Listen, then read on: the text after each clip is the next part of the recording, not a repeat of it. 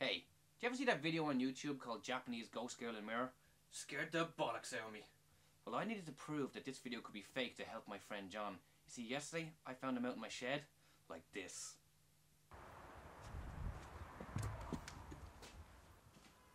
What's wrong?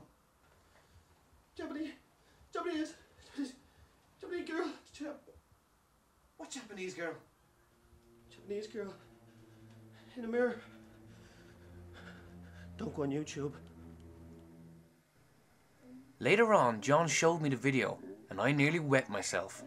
In order to save John from living in fear and sitting in a pool of his own vomit and urine, I had to prove to him that I could fake this video using my camera and my editing system. So then we went over to Dave's to have a couple of days, and then all of a sudden Marc just whipped out his camera.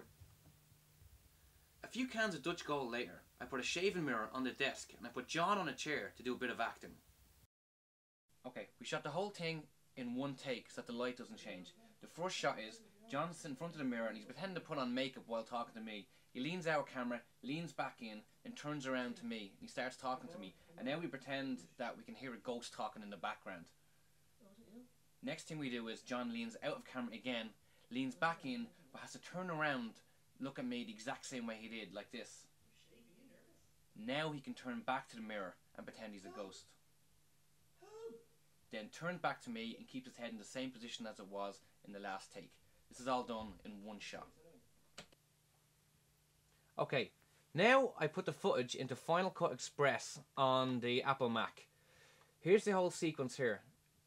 Part 1 where he's putting on the makeup, and part 2 where he comes back in and he's talking to me. I take those two sections and I put them on my timeline. Then I find the section where John comes back in the second time on the timeline, and I mark that with an in point. I then go to the footage and I find the third section where John comes back as a ghost. Turns his head around, turns back and says, "Help, help." I grab that and I drag that onto the timeline on the second video track, overlapping this. Now, if I just played that on here, it would just immediately jump to the video that's on the second track. I don't want that to happen. I only want the section around the mirror. So what I do is, I double click this, the second clip, I click on my crop tool, which is here, and I simply drag this clip up right underneath the mirror. And I'm dragging it across, so I'm cutting out all the stuff that will interfere with this shot. As you can see in the left side here, that's the only piece of film that's going to overlap the track. So here we go. Now it's all in place. So now when I play the video, John will come back in, and there's a ghost. Easy peasy. So that's how we did it. Some good timing and some tricky editing work.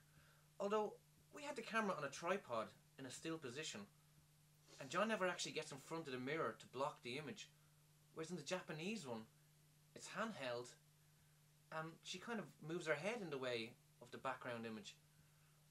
I don't know how to fake that. What are you trying to say? I'm saying it's a real ghost.